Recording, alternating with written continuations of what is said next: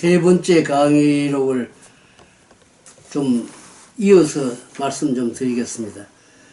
그 생산성 향상을 실현시키기 위해 좀 체계적인 업무 체제가 구축돼야 할 것 같은데요.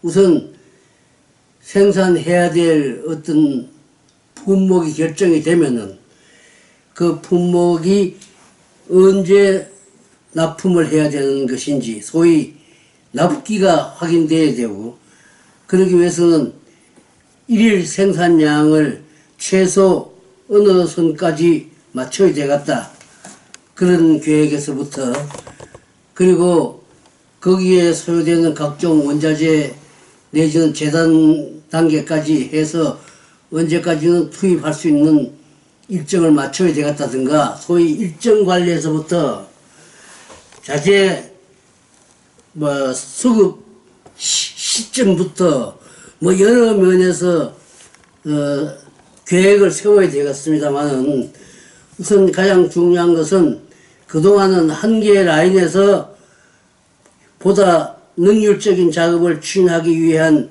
여러 가지 예를 들기도 하고 많은 말씀을 드린 것 같아요.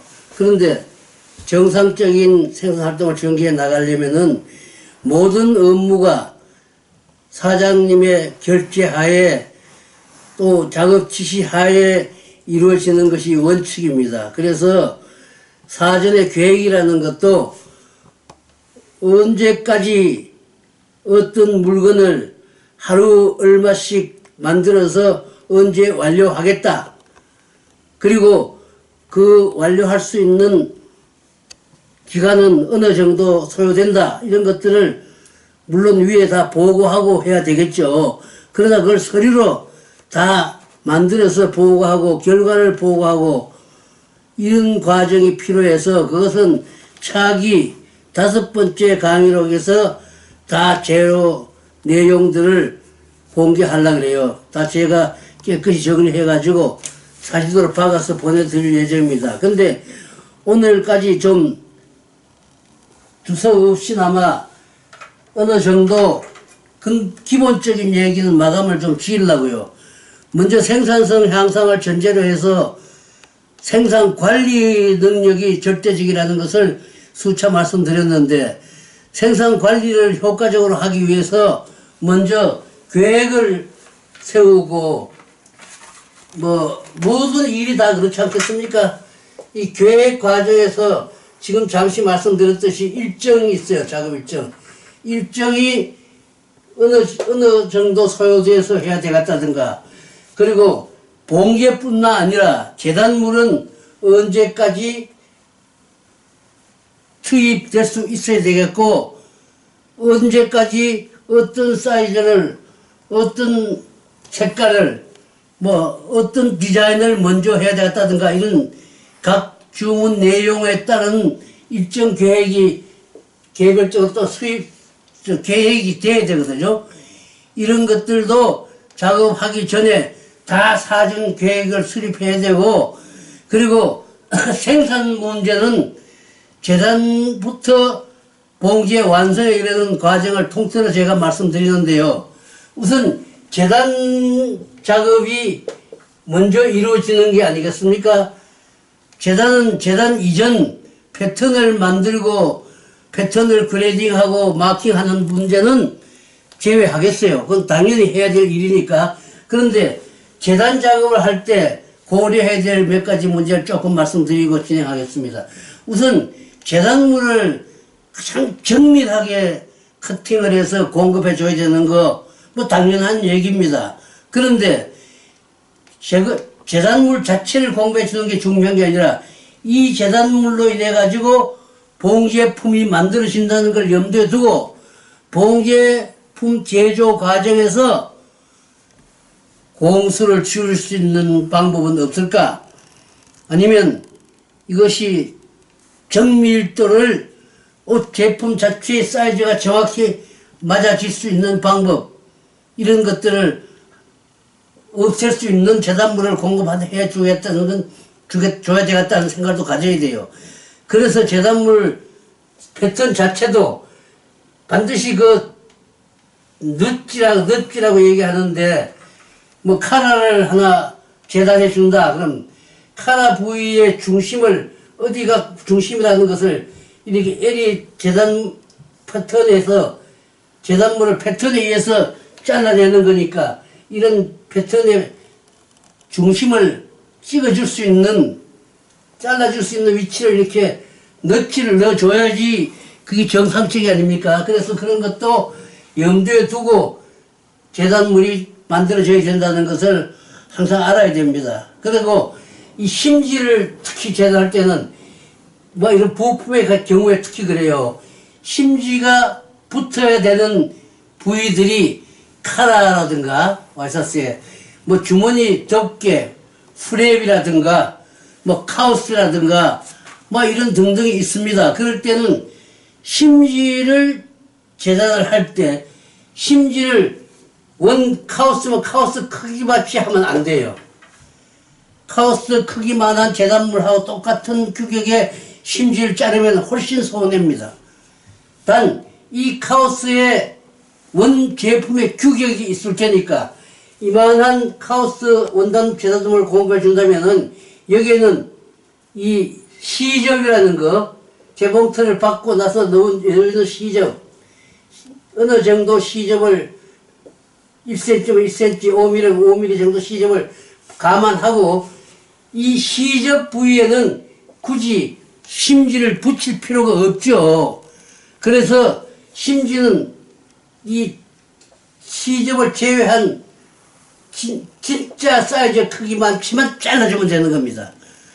그게 가장 현명한 재단이에요. 그게 보통은 이 크기 L이가 이러면 L하고 똑같이 크기를 심지를 재단해줘서 여기다 다 붙인 뒤에 다시 봉제를 할 때 이 봉제해야 될 기본 크기를 이렇게 연필로 그려줘 가지고 이걸 박음질을 하게 되는데 이럴 필요 없이 심지 자체를 요 그려주는 요 부위 정확한 사이즈 부위만치만 요래 그려서 주면은 이것을 더군다나 가운데까지 표시해 줬다 이러면은 이 가운데 부위에도 심지에도 가고 주면 그것만 고단해서 접착을 해주면은 심지를 따라서 제목을 딱 해나가면은 그냥 이게 그려줄 필요가 없죠. 다시 L이 모양을 정확히 그려줘 가지고 일반적으로 다 박음질을 하도록 하는데 그런 과정을 없애고 심지만 정확히 붙여놓으면은 심지 끝자락을 따라서 박음질을 하면은 그냥 제규격이 나오도록 이렇게 해야 되는 것이 원칙입니다. 그래야지 이런 넛지, 그래서 넛지를 넣는다든가 여기 심지를 붙여준 위치를 미리 잡아준다든가 이렇게 해서 재단물이 공급돼야 되고 그 자리에 심지가 접착이 돼야 된다면은 봉제 과정에서 이런 겉 부위, 시접 부위까지 자르지 말고 시접 내의 원 사이즈 부위만치만 잘라서 공급해 주는 것이 그 다음 그려주는 이 과정을 생략할 수 있는 하나의 재봉 방법이니까 그런 것도 여러분들 앞으로는 해야 되지 않겠나 그런 말씀을 드려요. 여러분들 생각해 보세요. 당연히 그래야 되겠죠. 그 외의 것도 다 마찬가지입니다. 그래서 봉제하는데 공수를 줄일 수 있는 재단물을 공급해 준다는 것도 염두에 둬야죠. 재단 작업을 하는 부분들도 거기에서 그렇게 생각하면서 해야 됩니다. 그리고 지금 이런 생산을 해 나가는데 이 순서를 어떤 순서로 재봉을 할 것이냐 그것이 공정 순서인데 공정수도 그렇고 공정순서도 그래요. 이 순서를 사전에 다 계획을 해야 돼요. 이거 하고 그 다음에 이걸 하고 그 다음에 이걸 하고 그 다음에 이걸 받겠다 그리고 이렇게 하겠다 이런 것들이 사전에 완제품이 되기까지의 과정을 다 그려서 그걸 사장한테 보고를 해야 돼요. 공장장을 거쳐서 사장에 사인하면은 그대로 또 지시가 되어 내려오게 해야 되고 거기에 따라서 작업이 가공제도서가 만들어지고 거기에서 작업이 진행될 수 있도록 이런 체계적인 방법이 강구되어야지 좀 생산성 향상이 쉽습니다. 그런 업무를 하기가. 그래서 오늘은 그 계획을 수립할 때 뭐 재단 작업 계획도 마찬가지 필요하고, 그리고 재단이 일반적으로 이루어졌으면 그 재단물을 적기에 공급을 해줘야지. 보험제 작업하고 재단 작업의 밸런스가 안 맞으면은, 보험제는 지금 사이즈, 스몰 사이즈를 작업하고 있는데, 해야 되게끔 되어 있는데, 라지 사이즈 재단물이 들어오면 이건 뭐 안 되죠, 작업이. 그래서 서로 협의하에 이루어질 수 있도록 일정한 그 작업 진행 계획이 수립이 돼서 모든 작업이 이루어질 수 있도록 연관되게 작업해 나가야 되도록 해야 됩니다. 그래서 우선 중요한 것은 공정수부서를 정하는 문제인데, 이런 공정수부서를 정하는 데 있어서 LE를 만든다 그러면 LE를 만들기 위해서 LE가 두 장입니다. 아래 한 장, 위에 한 장 있으면 아래 장에다가 심지를 붙인다. 혹은 위에 장에다가 심지를 붙인다면은 심지 재단은 이미 되어 있으니까 필요 없지만은 일반적인 공장은 다 여기 심지 붙여진 재단물에다가 그려요. 이렇게 대기가다 소위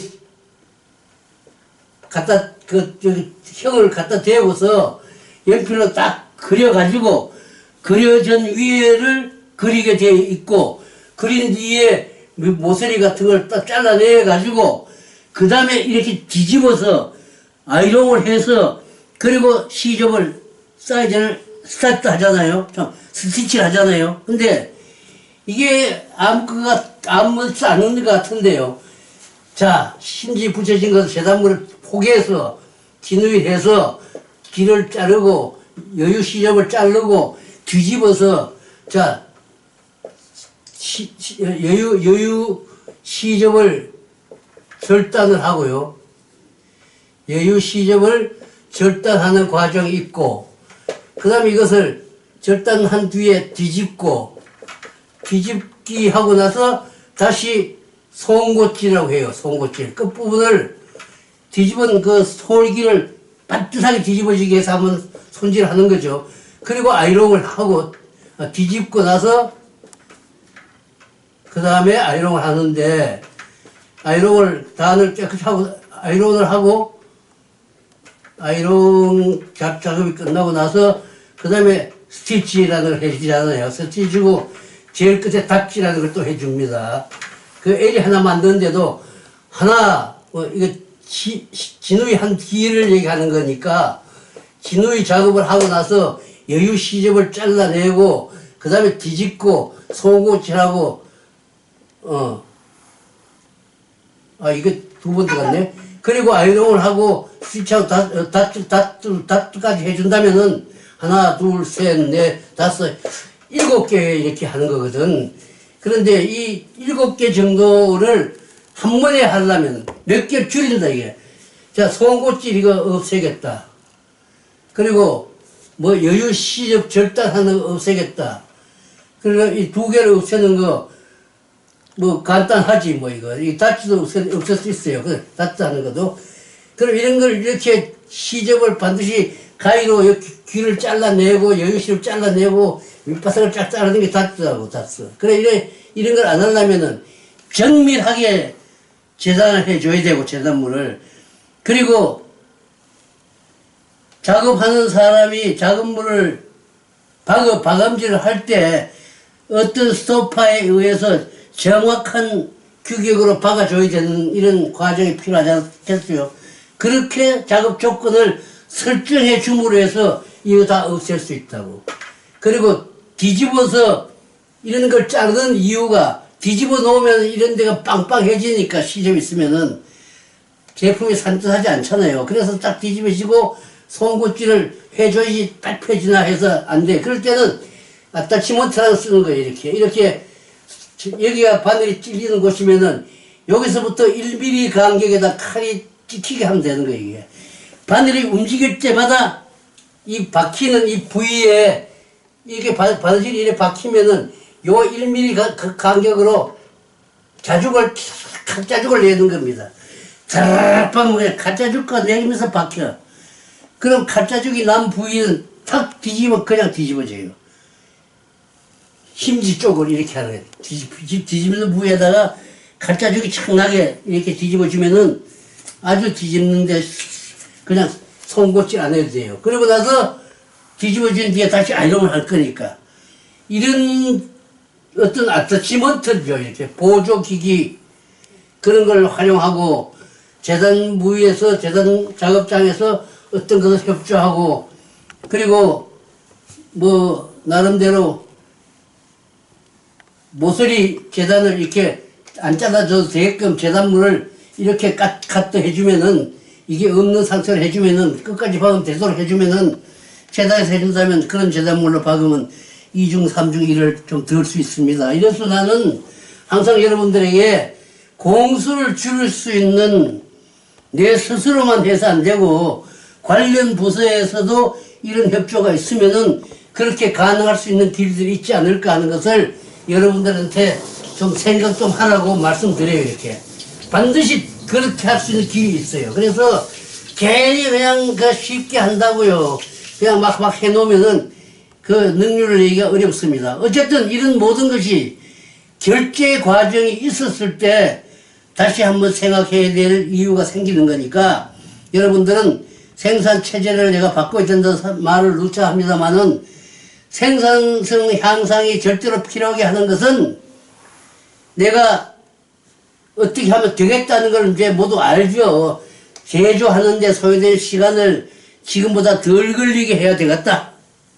그리고 불필요한 동작을 줄이고 꼭 필요한 동작만 행하게 해야 되는 것도 하나의 좋은 방편이지. 그리고 뭐 아이롱을 들었다 놨다 들어놨다 할 필요 없고 내려서 아이롱 하면 저절로 올라가게 스프링 장치를 해 놓는다든가 그리고 다이를 너무 크게 해가지고 놓은 제품들이 이리저리 멀리 가 있어서 집어오기에 많은 동작을 해야 되기보다도 적정 규모의 보조대나 작업대를 써서 가볍게 집어올 수 있는 동작의 크기를 줄일 수 있는 길을 택해 준다든가 뭐 선풍기를 큰 걸 돌려서 여름에 가보면 재단물이 자꾸 날아가가지고 그걸 집어오는데도 꽤 시간이 많이 걸려. 이런 것들을 없애기 위해서 선풍기 대가리를 땅바닥으로 돌려서 올라가게 하는 방법도 있습니다. 제가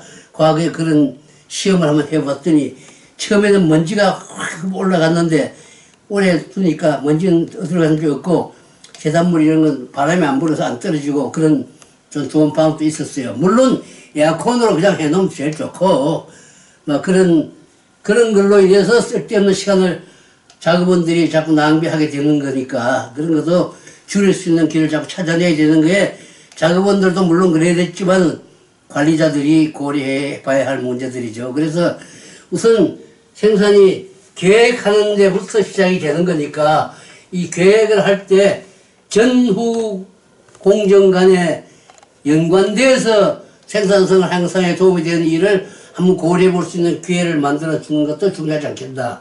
그래서 이 계획인데 그냥 계획만 해서 만드는 게 아니라 계획한 결과를 결제 맡아가 이제 사장이 결제를 해야 돼요. 아, 이건 이렇게 해서 이렇게 하겠습니다. 공정 순서는 이렇게 하겠습니다. 어느 공정을 먼저 하고 어느 나중에 하고 왜 이렇게 하겠습니다. 다 이걸 보고하고 거기에 의해서 다시 공장장이나 생산과장이 작업 지시를 만들어서 내려주면은 거기에 의해서 다시 전개해 나가는 거죠. 생산해 나가는데 그때 생산성 향상을 전제로 하는 관리를 해야 되겠습니다. 그러면 먼저 그 작업에 종사하는 라인이 뭐 15명이다. 그러면 15명이 2개, 4개를 나눴다. 그러면 4명, 3명,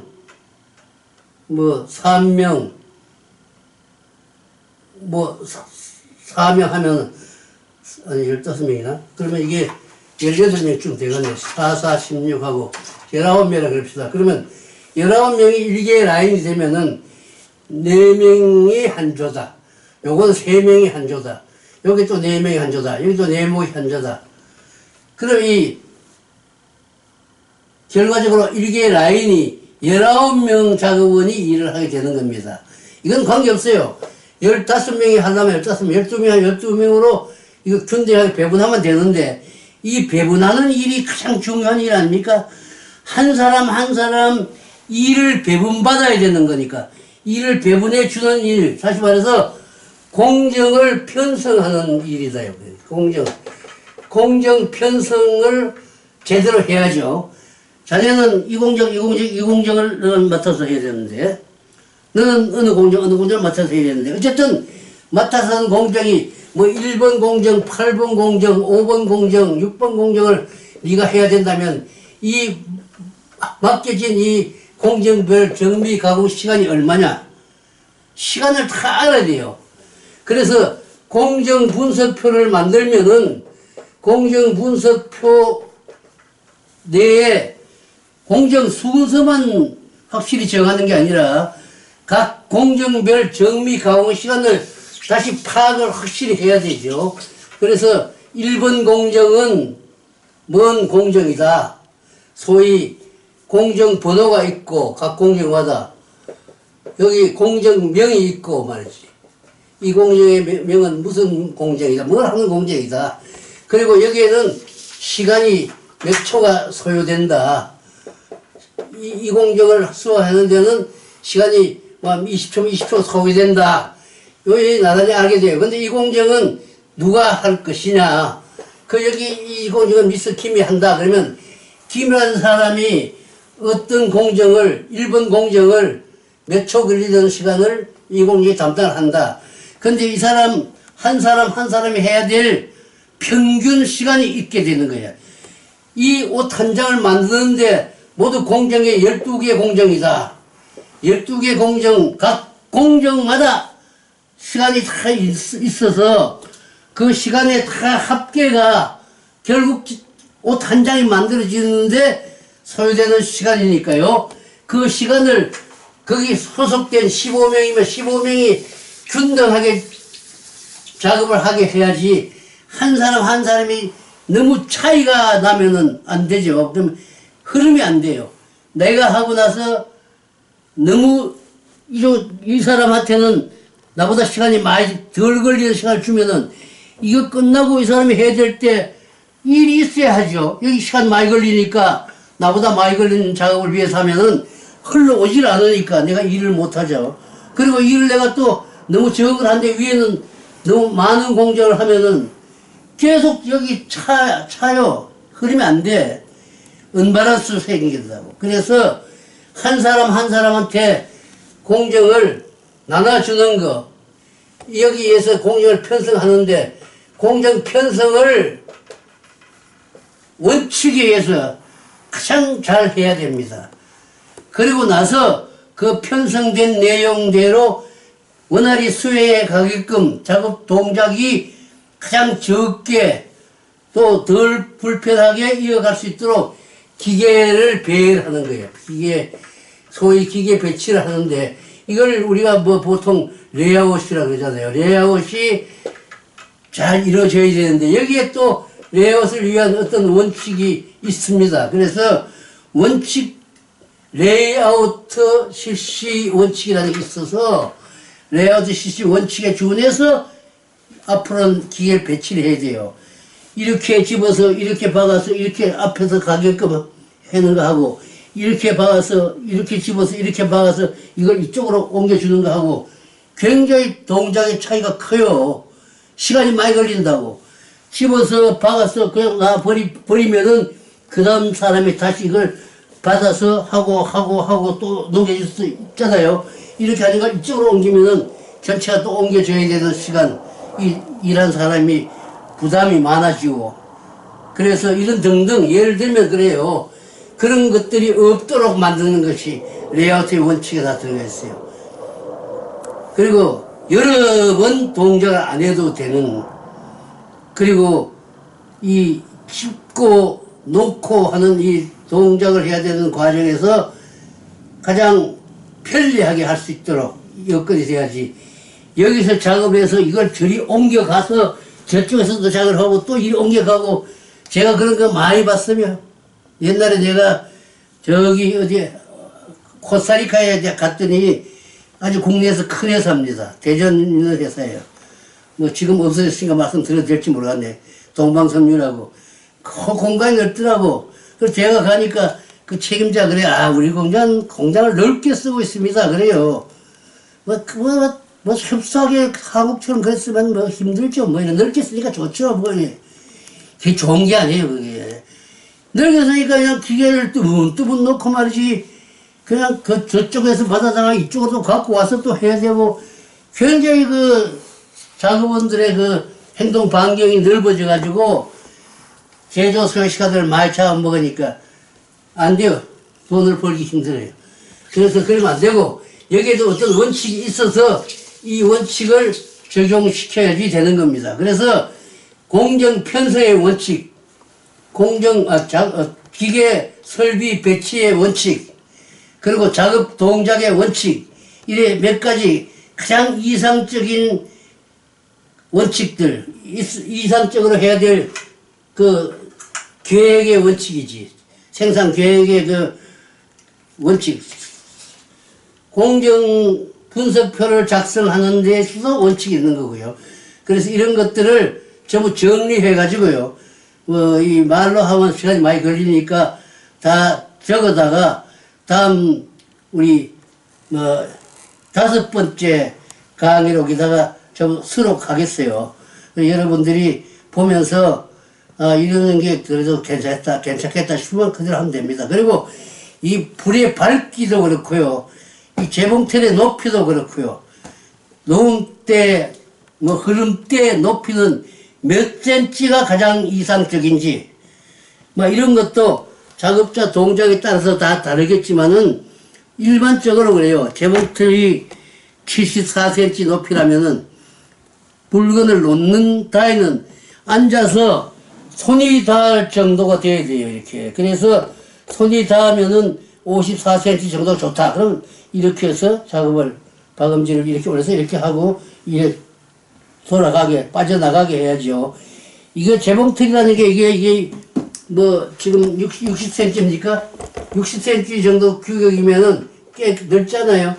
이게 지금 120cm다 그러면 120cm에다 60cm인데 재봉 키가 여기서 시작해서 요래 됐으면은 요것만 통과하면 다 끝나기 때문에 요 뒤에 다이는 필요 없어요. 이거 있어봐야 이거 미끄럼 타는 건 아니고 그걸 통과해야지 다음에 가니까 요 밑에다가 낮게 해서 물건이 박힌 것이 떨어져서 정리되도록 요런 타이가 놓이면은 그럼 그 다음에 작업자가 여기 앉으면 다음 작업자가 그 다음 여기 앉아서 일하게끔 하면은 그냥 여기 박음질이 내려갈 시간이 별로 안 걸리잖아요.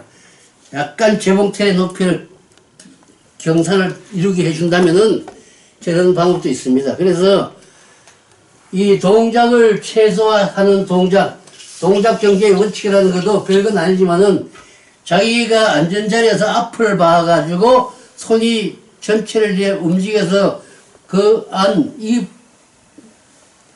범위 안에서 이루어질 수 있는 상태가 항상 유지되어야 됩니다. 그래서 그러기 위해서 자기는 어떻게 길이를 높이를 짜야 되고 어떤 위치에 있어야 되고 이렇게 그걸 결정하면 되겠죠. 그래서 우리는 지금 봉제 하는데 그냥 재봉틀 하나 있으면 갖다 박으면 되겠다 하는 게 아니고 지금은 여러 가지 다양화되고 또 그리고 경쟁력이 있어야 돼요. 제조 원가가 싸게 맥혀야 되기 때문에 생산성이 최대로 높여야 되는 게 제일 중요합니다. 그래서 하루 일하는 시간 적게 전부 작업이 되는 쪽으로 쓰이게 해야 되고 그리고 작업자들이 일하는 즐거움을 누리게 해야 되고 내가 일을 하는 것을 좀 더 목표 달성을 전제로 좀 더 땀을 흘리고 싶어져야 되고 그래서 이 목표량이라는 것이 항상 의식하는 가운데 작업원들이 각자 주어진 일을 하도록 하는 게 참 중요해요. 그래서 그걸 1개 반 생산 목표가 총 하루에 600장이다. 그래서 1시간에 적어도 50장을 해야 된다 이러면 어떻게 50장 그걸 하려고 애를 다 쓸 수 있겠어요. 그러니까 50장을 하더라도 이 자기 부록에 말이야. 우리가 몇 번부터 몇 번까지 내가 여기서 한다 그러면 여기에 인원이 하나, 둘, 세 명이 한다 그러면 요 제일 끝에 사람이 조장을 해야 돼. 조장. 우리 조에 A조에서 내 조장이다. 조장이 무슨 출세한 거 그런 건 아닙니다. 어쨌든 제일 끝에 앉아야지 한 사람이 여기 한 사람 앉고 또 여기 한 사람 앉고 여기 한 사람 앉고 그러면은 이게 흐름이 이렇게 이어간다면은 조장이 요 사람이지, 요 사람. 여기 얘가 제일 먼저 여기서 집어서 가져와서 여기 흘러줬다. 그럼 얘가 요걸 집어서 또 요걸 이렇게 흘려줬다. 또 요걸 가지고 요래 흘려줬다. 얘가 마지막, 이 조의 마지막 하나, 둘, 셋, 네 번째 요 조장이다 이거야. 조장이 오늘 목표만 달성시키면은 이것이 와야지 내 차례에서 다 할 수 있으니까 결국 목표 달성시키는 역할을 조장 스스로가 하는 거 아닙니까? 앞에서 끌어올 수 있는 위치에 있는 사람을 이 사람은 아무도 안 하고 뭐 반장처럼 이렇게 왔다 갔다 하면은 그 인력이 낭비돼요. 낭비되는 거예요. 본인은 하면서 우리 조원들이 우리 조의 목표를 우리가 달성시킨다. 그리고 항상 마지막 사람이 매 시각별로 혹은 두 시각 단위로 생산되는 양을 기록한다 이거예요. 생산 집계표 해가지고 생산을 집계한다고. 야, 8시간에 작업해서 10시간까지는 뭐 18장 해고 뭐 여기는 개를 쓴다면은 또 10시에서 12시까지는 16장을 했고 뭐 오후 2시부터 4시까지는 15장을 했고 이걸 계속 해서 마지막에는 이래 하는데 이걸 매 시각별로 이걸 추적하게 해서 이걸 이제 이 종이에다 적는 시간 많이 걸리니까 개수기를 때려주면 돼요. 이번 시간에 하나 받고 하나 받고 하나 받고 하나 치고 하나 받고 하나 치고 여러 개의 공정을 하면 이 공정, 저 공정, 세 공정 끝 공정에 하나 딱 치게 해서 전반적으로 마지막에 기회를 그 기준으로다가 기록해 나가면 됩니다. 그래서 이것이 하나씩 올라가는 그 사실들이 일하는 사람에게는 또한 즐거움을 주는 일이에요. 그래서 이것이 이런 제도적인 장치가 돼 있어야지 이 일한 사람이 자기 나름대로의 즐거움도 누릴 수가 있고 그리고 이렇게 흐름이 돼 가지고 내가 안 해주면은 그 다음 사람이 일하기 어려워서 책임감도 느끼고 말이지. 어디 잠깐 좀 쉬고 싶어도 앞사람 일거리 내가 떨어뜨릴까봐 계속 이렇게 공급해야 되는 분위기가 조성돼서 뭐 열심히 하라 이런 말 할 필요 없어요. 목표 달성해다오. 그래서 오늘 네가 100% 오늘 작업할 양의 목표를 도달했다. 달성했다. 그럼 이것이 됐다. 그 다음날 90%또 다 도달했다. 그 다음날 110% 다 달성했다. 그 다음날 100% 달성. 이래서 이달 평균 100%를 도달했다. 100% 달성하는 작업을 했다. 그러면은 1인당 뭐 몇십만 원만 주면 좋지요. 뭐 한 20만 원, 1인당 20만씩 다 주세요. 주는 제도를 만들자고. 그 20만 원 주는 게 낫지 그래. 뭐 80% 도달하는 게 낫겠어요. 100% 도달하고 20만 줘도 훨씬 유리하잖아요. 그리고 만일에 100%를 못 달성하면은 뭐 90에서 100% 달성한 사람은 얼마 준다. 80에서 90% 도달하는 사람은 뭐 15만 원 준다. 뭐 70에서 80% 도달하면 또 얼마 준다. 이렇게 정해서 꼭 돈 보고 하는 게 아니라 돈을 퇴직할 때까지 이렇게 따로 모으자 우리. 그래 퇴직할 때 뭐 몇 천이 좀 되게 이렇게 만들어주는 것을 우리 좋겠다. 우리 결의해서 활용하면 돼요. 월급대로 우리 밥 먹으니까 이거는 이렇게 보너스 같은 건 이렇게 모았다가 우리 장래 늙어서 쓰자든가 뭐 이렇게 하면 그건 한 방법이죠. 그러니까 어쨌든 이렇게 여러 각도로 활용할 수 있는 여건을 만들어서 돈도 벌고 뭐 기분도 좋고 회사에도 크게 이익이 되는 일을 만들어주면은 정말 바람직하죠. 그래서 그런 분위기로 가야 되는데 문제는 이 관리자예요. 관리자가 목표를 제대로 수립하고 목표 달성을 시키기 위해서 자 이번 시간에 목표가 달성됐나? 아 왜 안 됐을까? 아 이번에 바늘이 자주 부러졌어. 아 그게 문제지. 반장한테 자 이러이러한 일로 해서 바늘이 자주 부러져서 일이 안 됐는데 다음 시간에도 이런 일이 있어서 안 되니까 기사한테 좀 부탁해서 제대로 정비를 좀 해주실 부탁하겠습니다. 또 그 다음 시간에 또 봤더니 아 이번에도 바늘이 좀 자주 부러졌네. 이번에도 실도 자주 끊어졌어. 아 이런 문제 또 이렇게 자꾸 이제 목표가 미달됐을 때는 그 원인을 찾아서 대책을 되든 안 되든 강구해 나가자 이게. 강구해 나가는 습관을 들여야 돼요. 맨날 그대로 뭐 알아서 하겠지 이건 안 돼요. 그래서 그 일을 되게 하는 일을 하는 거지. 되게끔 하는 역할을 조장이 이제 하는 거예요. 그리고 반장은 그 3, 4개 조 전체의 목표량 달성을 전제로 하는 제일 끝 공정을 하는 거니까 그 사람은 그 반에서 제일 많이 하고 공정을 반장이 맡아서 목표를 달성시키는 역할을 하는데 자기가 지금 달성시키기 없잖아요. 그래서 이 끝 공정을 하는 사람을 제일 유능하거나 혹은 반장을 시킨다는 것은 끝 공정에서는 다시 공급해 줄 사람이 없는 곳이기 때문에 조금 1시간에서 10분 정도 화려해도 돼요. 그래서 이 끝공정을 주로 조장이나 반장이 맡도록 이렇게 합니다. 이게 앞으로 해 나가야 할 생산관리 체제가 아닐까. 그리고 모든 사람이 다 열심히 움직이면서 이렇게 회사의 이익을 더하기 위한 노력을 하는 분위기가 조성되는 게 아니겠습니까? 그래서 뭐 특별한 재주가 없어요. 뭐 해야 돼요. 작업원들 월급 덜 주고 회사 이익 더 높이는 거는 이전 옛날 얘기죠. 그런 건 없어요, 이제.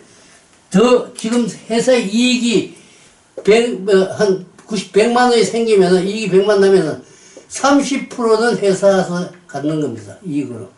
30%는 작업하는 사람들이 갖는 거예요. 작업자들이. 그리고 30%는 이 기계 설비 환경 정리하는데 쓰는 것으로 비축해라, 이거예요. 이런 원칙에서 자금이 이렇게 공유해야죠. 뭐 작업원들은 뭐 한 10% 주고 나머지 90%는 그냥 회사에서 챙기면은 그건 회사도 아니죠, 뭐. 회사로 생각도 안 해요, 여기서 뭐 내가 뭐 노무자 노릇하는 것밖에 생각이 안 돼요. 그래서 이렇게 우리 회사를 우리가 기르고 말이지. 우리가 키우고 우리가 우리 회사를 발전시켜 나간다는 그런 의지를 가지고 일할 수 있는 분위기 조성이 우선 좀 돼야 되지 않겠나. 가끔 제가 공장에 나가면 그런 생각을 했어요. 그런데 아직까지 뭐 이렇게 체계적으로 하는 기업이 별로 없었고 지금에 오니까 이게 안 되면 어떡하지. 이제 우리 봉제가 지금까지는 좀 어려웠지만은 이제 또 활성화될 때가 옵니다. 여러분들 이 애들 힘들게 앞장 세워가지고 서프시 얻어먹는 거 그런 시간 이미 갔고 이제 우리 모두 일사불란하게 움직이면서 살아가는 그런 분위기로 바뀌면은 전 세계 의료 제조 어떤 기반 중에는 한국이 제일 낫다.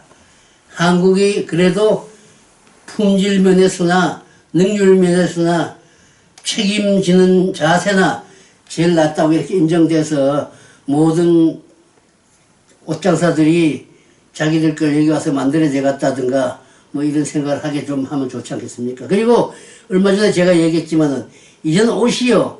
그냥 이렇게 걸치는 것이 옷이 아니고 기능성 의류가 지금 요구되는 거예요, 모두. 전투복은 전투복다운 기능이 있어야 되고, 구명복은 구명복, 물에 뜨는 거 외에도 숨도 쉬고, 온도도 좀 높아서 심장도 안 얼어붙고, 이렇게 살아남을 수 있는 그런 옷으로 만들어야 되고, 방탄복이면 방탄복, 탄피만 안 들어가는 게 아니라 파편도 안 들어가고, 칼도 안 들어가고, 가볍고, 전투하는데 아무 지장이 없고, 활동하는데도 이런 새로운 것들이 나와야 되고, 모든 분이 다 그런 것 같아요. 그래서 기능이 있는 옷을 융보합 복합 제품들, 융합 융합시키고 복합해서 새로운 기능이 추가돼서 이제 입어도 별도의 어떤 기능이 작용하는 이런 옷을 우리가 입는 시대가 올 거 아닌가.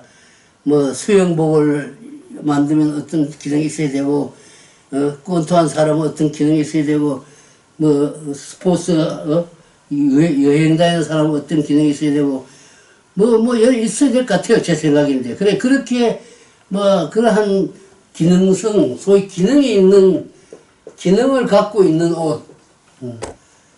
이게 중요해요. 나도 가끔 내 길거리에 높은 빌딩이 많이 생기니까 저기서 떨어지면 죽겠나 살겠나 이런 생각을 해보는데 거의 다 죽어요. 지금은. 이제는 거기에서도 뭘 입었느냐에 따라서 죽고 사는 시대가 와야 된다.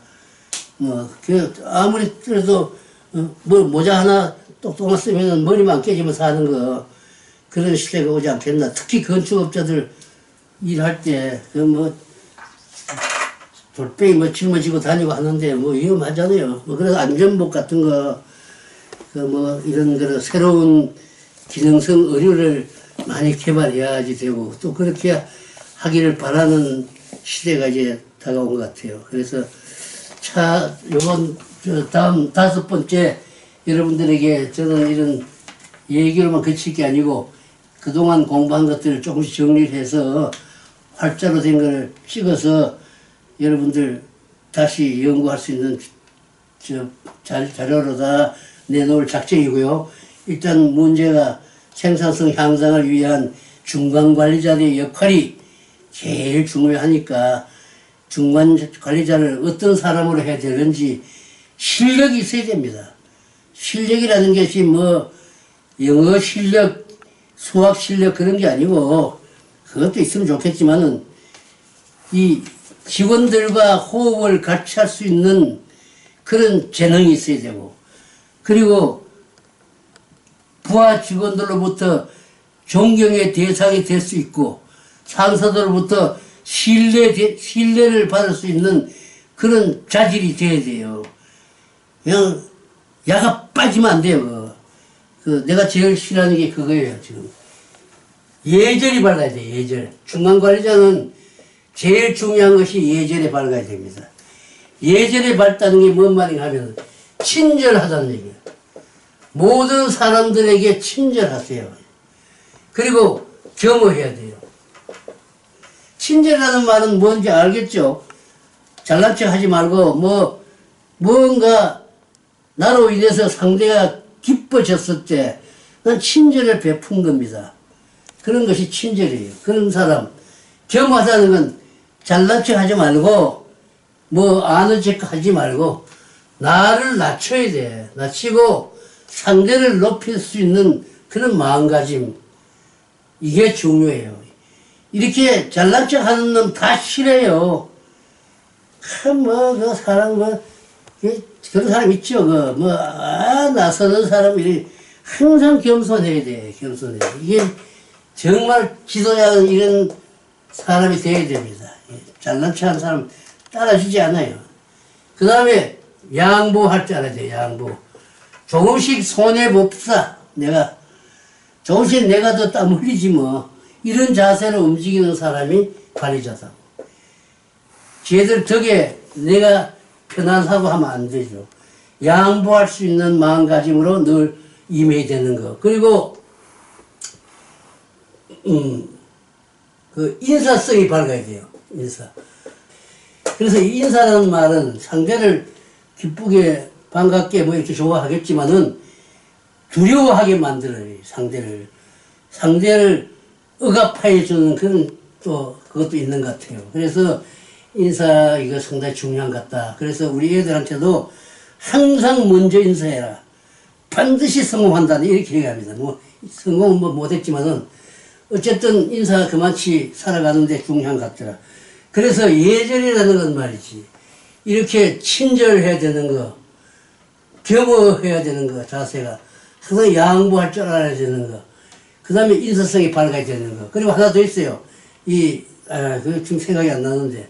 요런 정도의 다 이것을 행하는 사람이 예절 바른 사람이다. 이렇게 할 수 있다고 나 생각해요. 그래서 뭐 노인네가 뭐 무거운 짐을 들고 가면 내가 대신 들어다가 차 탈 때까지 운반해 준다든가, 그 사람에 도움을 주고 말이지, 보탬을 주는 그런 행위가 친절한 거 아니겠습니까? 겸한 것도 항상 나를 낮추고 상대를 높이는 거겠죠. 이런 것들을 통틀어서 예절이라 그러는 거지, 뭐 예의와 범절, 예의는 뭐며 범절은 뭐겠어요. 그러니까 내보다는 남을 배려하는 마음이 강한 사람, 항상 자기를 희생하고 상대를 덜 불편하게 만드는 사람, 이런 행위를 하는 사람이 곧 예절 바른 사람이고, 이런 사람이 관리자가 되어야 된다. 그 관리자가 그런 사람일 때 다 협조하고 말을 잘 듣게 되죠. 그걸 느꼈습니다. 그래서 나는 항상 관리자가 되기 위해서는 먼저 예의 범절에 밝은 사람이 되지 않겠나. 그리고 나서 공정분석표 작성 기법, 공정편성표 작성 기법, 레이아우트 실시안 제작 기법, 뭐 그리고 가공지도서 작성 기법, 뭐 동작 경제의 원칙을 준수할 수 있는 방법을 아는 게 여러 가지도 있겠지만은 무엇보다 중요한 것이 이거다. 그래서 시험방지고 잘난 척하고 윗사람 탁 오면 담배불 탁 끄고 막 엎드려서 새끼리 하고 그 손 비비고 뭘 알겠어 뭘 알기는 또 알겠습니까? 그런 게 알랑대는 거지 아부하지 마는 거야. 그런 사람은 절대 안 돼요. 그래서 말을 한마디 해도 거짓말하면 절대 안 되고, 그건 반장하는 데만 필요한 게 아니고 대통령 하는 데도 필요한 게 그래. 이 예절이라는 게. 그래서 저는 언제나 이 예절 바르게 살아요. 내가 예절 바르게 사는 거 거부한 사람에서 얘기하세요. 그게 우선이다, 인간이. 그래서 우리 봉제 산업계에서 관리자 역할을 했다 그러면 국회의원이라고. 국회의원감이다, 이거야. 예, 그 정도로 존경받을 수 있는 인품을 갖는데 우선 노력해야 되지 않겠나. 공정분수표만 잘 그리고 컴퓨터를 찍어내면 되는 게 아니에요, 이게. 그래서 모든 사람이 내 하고자 하는 일이라면은 무조건 따라주게 되고 말이지. 위에 사장님들도 나 믿어주고 말이지. 이렇게 되는 분위기는 우선 중간관리자의 역할이 중요하고 그 역할에 처신을 어떻게 하느냐에 따라서도 많이 관계되지 않겠습니까? 말이 잘 안 됩니다만 어쨌든 우리가 그동안 생산관리 역량이 부족했고 생산관리 기법을 이해할 수 없었던 시절에 한국 봉제공장이 그런 대로 이렇게 많이 발전했다는 건 대단한 거예요. 오직 그 8만 명의 공장, 구로공단 요원들 그때 고생 많이 했어요. 그 사람들이 땀을 많이 흘려줬고 참 힘들어 했죠. 그 사람들 중에 옛날 내 얘기인데 이 영등포 여자상업고등학교 야간부에는 다 그 사람들이었어요. 내가 여직원을 뽑는데 어떤 공장 사람이 자기 뭐 조카뻘 된다고 하나 쓰라 그래요. 써보니까 그 사람이 공단 출신이야. 여기 영등포 여상 나오고 명지대학교 야간 나왔어. 잘했습니다, 그 사람. 그 아가씨 참 어디가 있는지 잘 살 것이. 그래서 뭐 본론적으로 앞으로 기법을 강의를 통해서 주지시킨다는 거 사실 힘들어요. 그러나 설명은 다 드릴 예정이에요. 그래서 생산관리 기법 강의는 다음 주부터 시작할까 지금 준비하고 있습니다. 그리고 지금 내가 여러분들에게 하고 싶었던 얘기, 일반적인 얘기를 좀 계속해서 몇 차례 드렸는데, 뭐 여러분들 다 잘 듣고, 브라질이나 베트남에 가서 실패한 사장이 나한테 전화 왔습니다. 유튜브 보고 전화 드렸습니다. 그래서 뭘 때문에 하셨어요? 그랬더니 강의가 좀 재수를 짜놨죠. 그러니까 아이고 잘 들었다고 한번 뵙고 싶다 그래요. 그래서 지난 11월 3일인가 사당동에서 내가 약속을 만났더니 자기가 보스턴 주립대학 출신이라 이거야. 그래서 모든 이론을 좀 알고 베트남에다 공장을 차렸는데 뭐 3년도 못하고 문 닫았다. 지금 어떻게 했으면 좋겠어요. 물어서 뭐 내가 뭐 이래라 저래라 하긴 그러네요. 뭐 어쨌든 대기하면 되는 거니까 뭐 새로운 좋은 아이템이라도 있으면 빨리 더 늙기 전에 시작을 하셔야지. 지금 50대라면서 그러니까 그렇다. 걱정이 되더라고. 근데 내가 뭐 가까이 있으면 뭐 우리 동생 같으면 내가 이렇게 또 얘기를 하겠는데 그런 얘기는 못 했는데 모든 일은 하려고 하면 되는 거죠. 뭐 어려운 거 너무 매달리지 말고 본인이 할 수 있는 뭐 어떤 일을 한번 해보시면 되겠네요. 어쨌든 뭐 제 힘이 필요하면 연락 주세요. 네, 그렇게 하고 끊었습니다. 어쨌든 여러분들 봉제하는 분들 그동안 고생 많았지만 이제 새롭게 할 수 있는 길이 많이 열릴 것 같습니다. 반드시 열릴 거예요. 그래서 지금 그 업을 접어치우려고 그러지 말고 다시 살릴 생각을 좀 많이 해주시면 좋겠고 내 힘 닿는 대로 저도 같이 노력할 예정입니다. 그럼 오늘은 뭐 두서도 없이 이것저것 얘기를 했는데 차기부터는 인쇄물로 좀 비춰가면서 얘기하는 그런 시간을 갖겠습니다. 감사했습니다.